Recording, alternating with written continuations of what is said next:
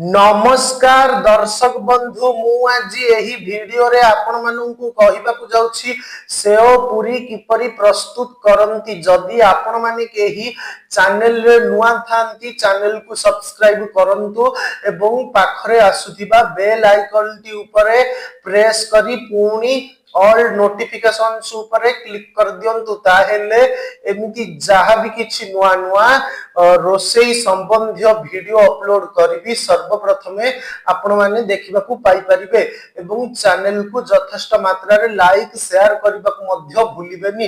ताहेले चलंतु देखिनबा save पूरी किपरि प्रस्तुत करंती एवं एथि पई कोन कोन सामग्री प्रथमे नेबा को हुए।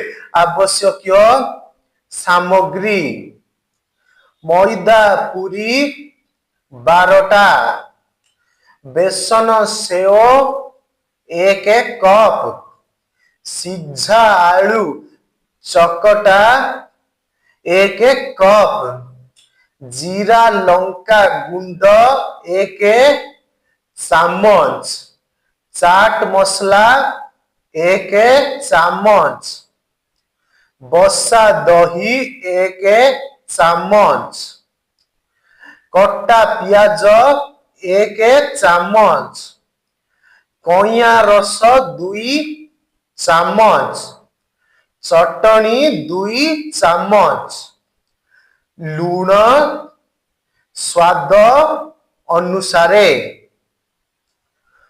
प्रस्तुति प्रणाली मैदा रे अर्ध कप रिफाइन तेल और लूण देई पानी पकाई दली गुड़ा करी पूरी बेली तेल गरम करी पूरी छाणंतु।